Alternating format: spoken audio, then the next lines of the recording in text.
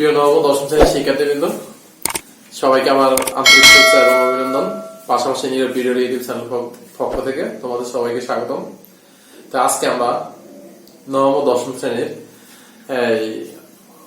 প্রথম অধ্যায় বাস্তব সংখ্যায় যে এখানে রুট টু রুট থ্রি যে অমূল সংখ্যা প্রমাণ করার জন্য, তো আজকে আমি রুট থ্রি একটি অমূল সংখ্যা এটা প্রমাণ করব। আসলে অনেক স্টুডেন্ট কাছে রুট টু রুট থ্রি বা রুট ফাইভ রুট সেভেন অমূল সংখ্যা প্রমাণ করতে বললে অনেক কঠিন মনে হয়। আজকে আমরা চেষ্টা করব অনেক সহজভাবে তোমাদের কাছে তুলে ধরার জন্য, এবং এখানে যদি মনোযোগ সহকারে তোমরা দেখো, সবাই আমার বিশ্বাস তোমরা আসলে আর বই দেখতে হবে না, নিজ থেকে তোমরা এটা লিখতে পারবা। এবং এটা মুখস্থ করার কিছু নেই, অনেকে মুখস্থ করে এবং মুখস্থ গুলো হয়তো বেশি কম স্থায়ী থাকে না। তো তোমরা আমাদের সাথে থাকো, আমি চেষ্টা করবো তোমাদেরকে যাতে তোমরা এটা মুখস্থ না করতে হয় এবং তোমরা সহজে যাতে শুধু রুট থ্রি না, রুট ফাইভ রুট সেভেন বা রুট অফ 11 এই সংখ্যাগুলো যে অমূল সংখ্যা তোমরা সবাই নিজেরা প্রমাণ করতে পারবা যদি একটু মনোযোগ সহকারে দেখো। তো ঠিক আছে, আমরা দেরি না করে চলে আসি। এখানে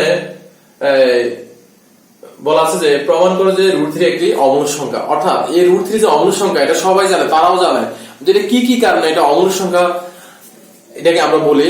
জাস্ট আমরা ওই কারণগুলো এখানে দেখানোর জন্য বলছে এবং ওইটা ব্যাখ্যা করার জন্য বলছে।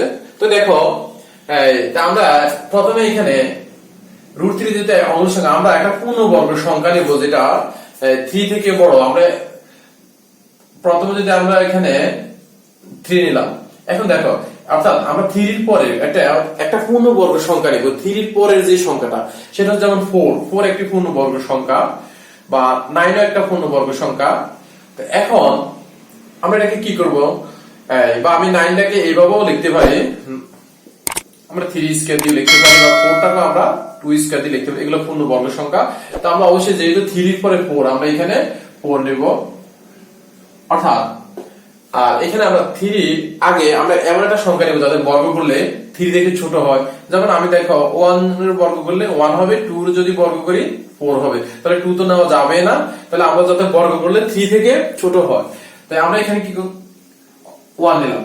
তো এখানে কি দাঁড়ালো 3। দেখো এই 3টা হচ্ছে আমাদের 1 থেকে বড়, 4 থেকে ছোট, তাহলে 1 is less than 3 is less than 4।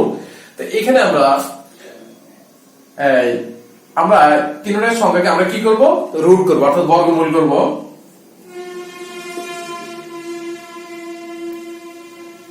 এখন 1 এর বর্গমূল হচ্ছে 1 এ, আর রুট 3 এর বর্গমূল, এখানে আমরা যদি রুট 3 এর বর্গমূল যদি আমরা দশমিক আকারে লিখতে চাই তাহলে এটা হবে 1.7320।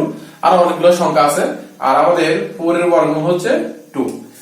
এখন এখানে রুট 3 পজিশনটা কি, অর্থাৎ 1 থেকে বড় 2 থেকে ছোট।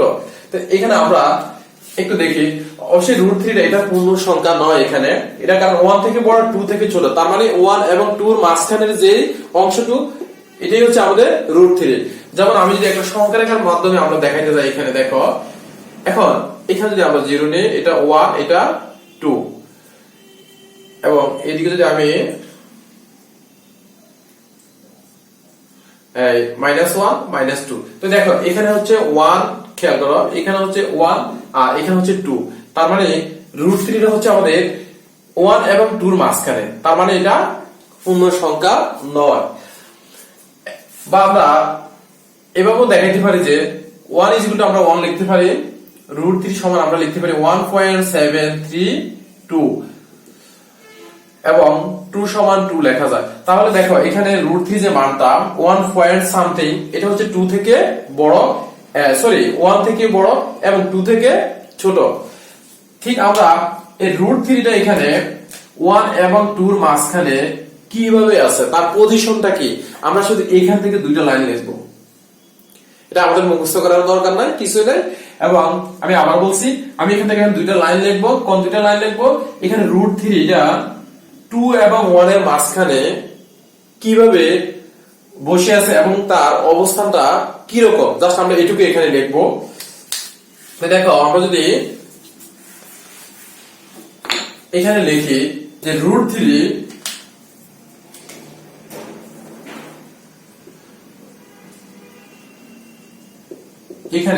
√3 1 থেকে বড়। অর্থাৎ এখানে যা আছে আমরা এটা এখানে লিখবো, মানে এখান থেকেই লিখবো লেখাটা, কারণ আমরা নিচ থেকেও কিছু লিখবো না, শুধু আমরা লিখবো যে √3 পজিশনটা এখানে কিভাবে আছে 1 এবং 2 এর মাঝখানে, √2 এর মাঝখানে ওইটাই লিখবো। তাহলে √3 1 থেকে বড় কিন্তু 2 অপেক্ষা ছোট।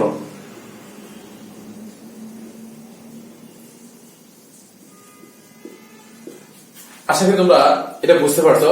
এখানে √3 টা হচ্ছে, অর্থাৎ 1 is less than √3 is less than 2, অর্থাৎ √3 হচ্ছে 2 থেকে ছোট, 1 থেকে বড়, আমরা এটাই লিখছি। আচ্ছা, এখন √3 টা যদি √3 মূলদ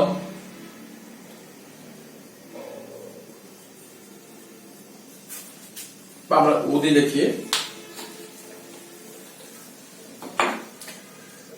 মূলত অমূলদ হতে পারে।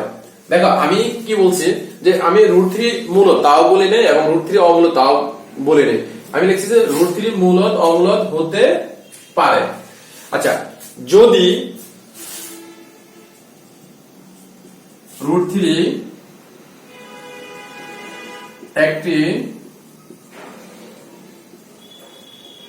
মূলদ সংখ্যা হয়, দেখো আমি কিন্তু √3 একটা মূলদ সংখ্যা, আমি এটাও বলি নাই, আমি বলছি যদি √3 একটা মূলদ সংখ্যা হয়, যদি √3 একটি মূলদ সংখ্যা হয়, আমরা কারণ এটাকে মূলদ সংখ্যা ধরে আমরা করতে হবে, কারণ মূলদ সংখ্যা ধরে আমরা যখন সর্বশেষ গিয়ে দেখবো যে এটা মূলদ সংখ্যা নয়, বা মূলদ সংখ্যার যে কতগুলো শর্ত আছে যদি ওই শর্তের মধ্যে না পড়ে তাহলে তো এটা আমাদের অমূলদ সংখ্যা।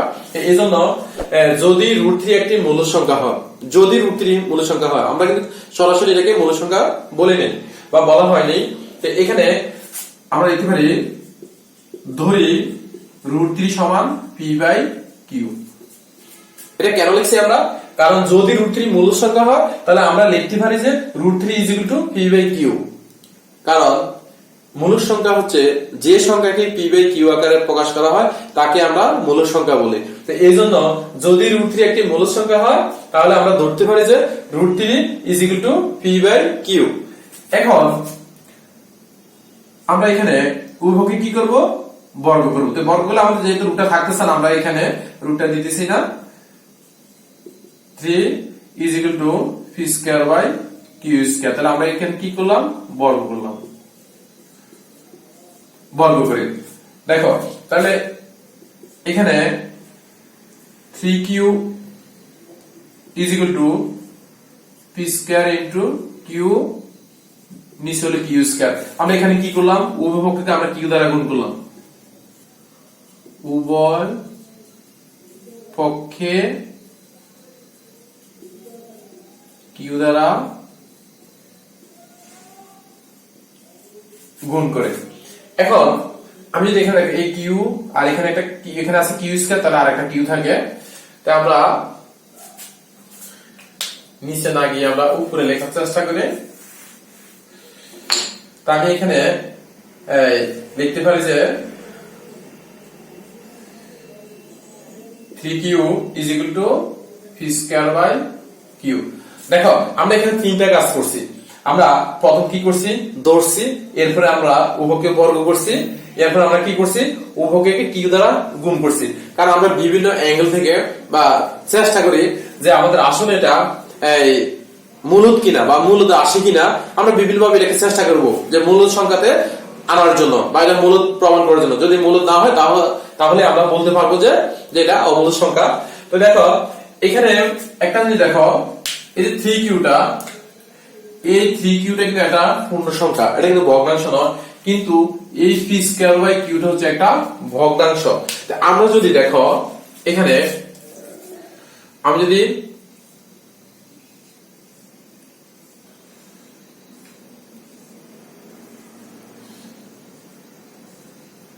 তোমাদের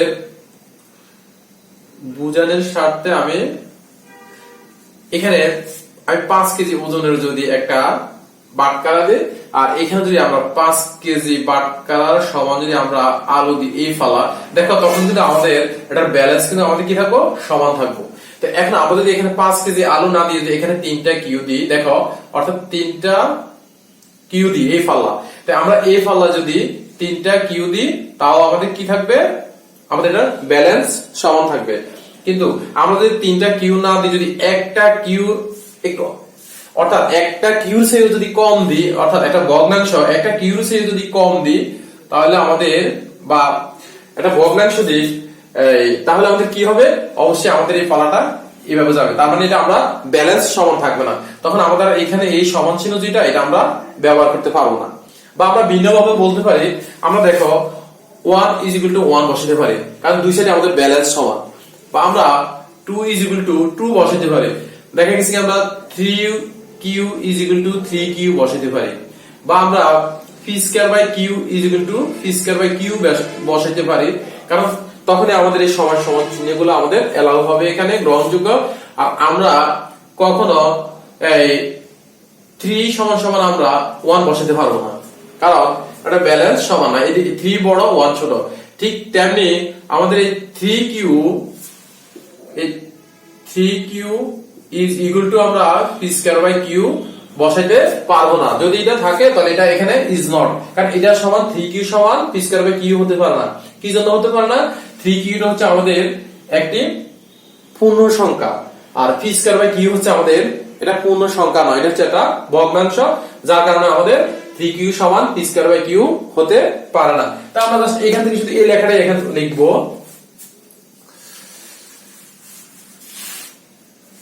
আমি একটু মুছে ফেলি জায়গাটা। এখন আমি এই জায়গা থেকে এটুকু লিখবো,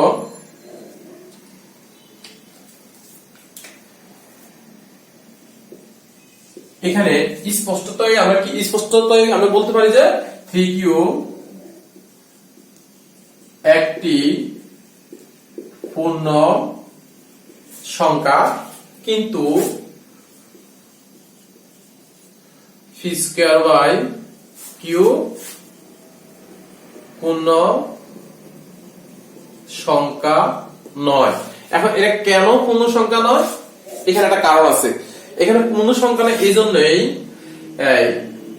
নয়, কারণ এখানে p/q হচ্ছে আমাদের একটি স্বাভাবিক সংখ্যা, কারণ p/q একটি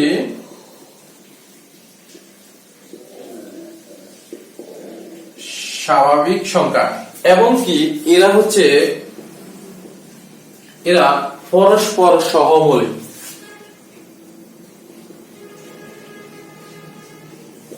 পরস্পর সহমূলী।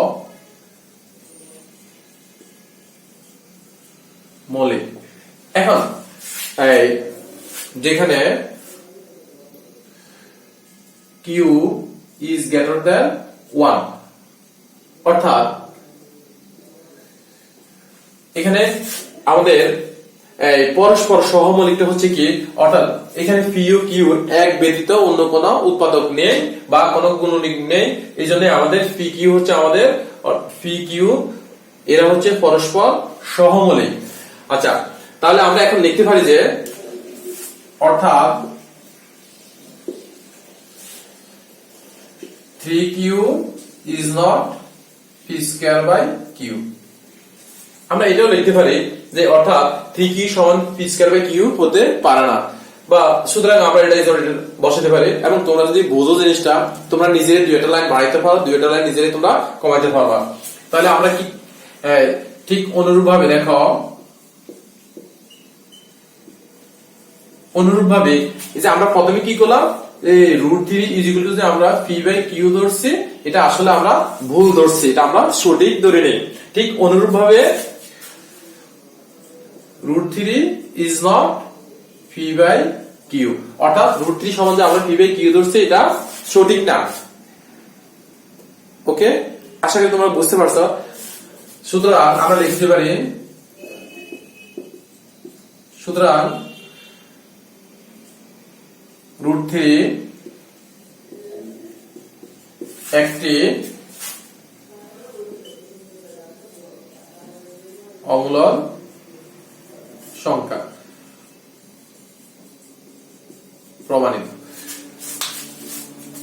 তাহলে আশা করি তোমরা রুট থ্রিটা বুঝতে পারছো।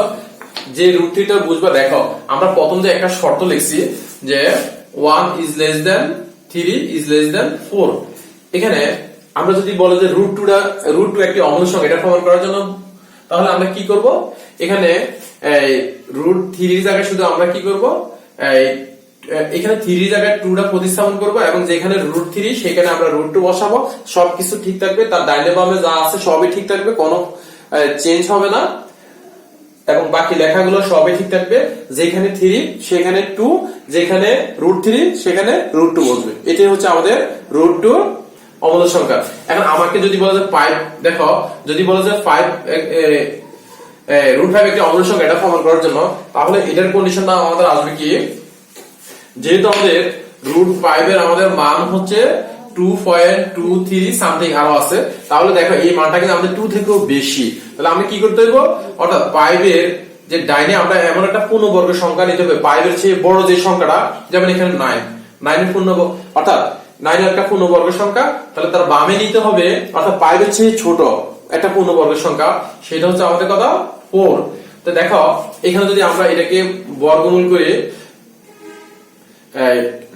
আমি এই লাইনে বর্গমূলটা করি, রুট 4 আর হলো রুট 5 আর হলো রুট 9।